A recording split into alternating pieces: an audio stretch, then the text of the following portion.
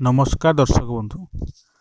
दुनिया रे एमिति केही भी लोक नाहांती जहा जीवन रे दुख नाही। समस्त को भगवान किछि ना किछि दुख निश्चय देइथांती।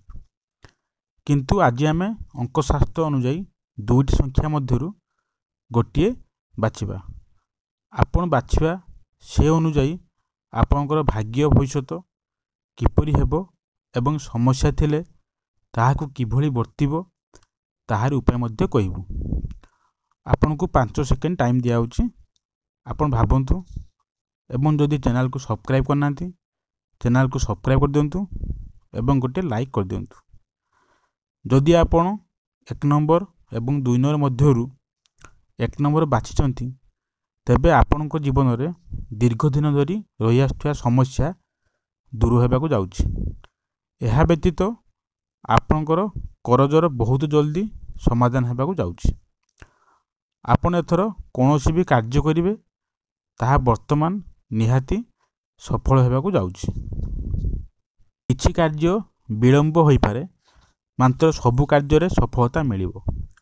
पूर्वरु ग्रह दोष कारणरु जेउ समस्या थिला किंबा कोनोसी शारीरिक समस्या मध्य वर्तमान दूर होई जिवो।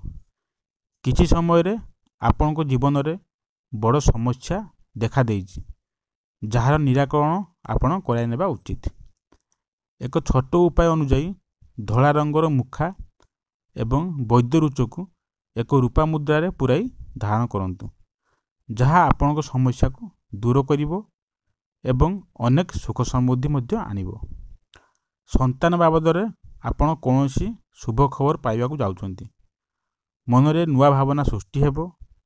जहा पाई पूर्व किछि आसक्ति आनिथिले ताहा दूरे दियंतु कारण से आपण को दुखर कारण हेबो।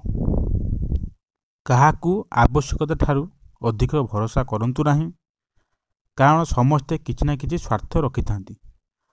सर्वदा निज उपरे एवं निज कर्म उपरे विश्वास रखंतु। आपण स्वार्थिक रहिले आपणकर केबे किछि क्षति हेबो नाही बरं लाभ हेबो। एहा द्वारा सबु बेले भगवानकर आशीर्वाद मध्य रहिबो। जदि आपण 2 नंबर को बाछिचंती तेबे आपण नाना व्यस्ततारे पड़ी छटपट हेउचंती। कोनोसी कार्य रे सफलता मिलु नाही। आपणा लोके दूरी जाउछंती। आपणक पाखरे वर्तमान आर्थिक चिंता सबुठारु अधिक देखा देइछि। आय ठारु व्यय सबुठारु अधिक हेउछि। तेनु जानि रखंतु जे आपणकर मंद दशा पड़िथिला किंतु ईश्वरଙ୍କ कृपारु आपणकर सेते असुविधा होई नाही। आपण किछि भी भलो कर्म करिसंती जहार शुभ फल आपणकु वर्तमान प्राप्त हेउछि। आपण कोनोसी क्षेत्र रे सम्मानित हेबाकू जाउछंती।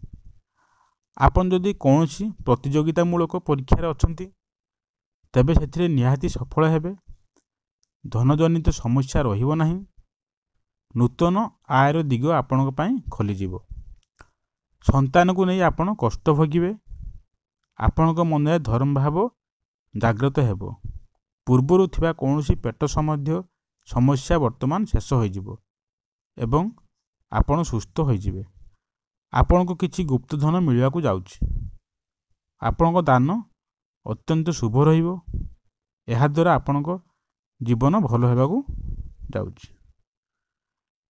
आजिकार एई पोस्ट आपण मानकू केमिति लागिला कमेंट जणाइबे एवं आपण कौ नंबरटी बाछिथिले ताहा मध्ये कमेंट जणांतु एवं भक्ति सहकारे जय मां लक्ष्मी अवश्य लिखंतु एवं चैनल को सब्सक्राइब कर दियंतु एमिति वीडियो देखिया पई।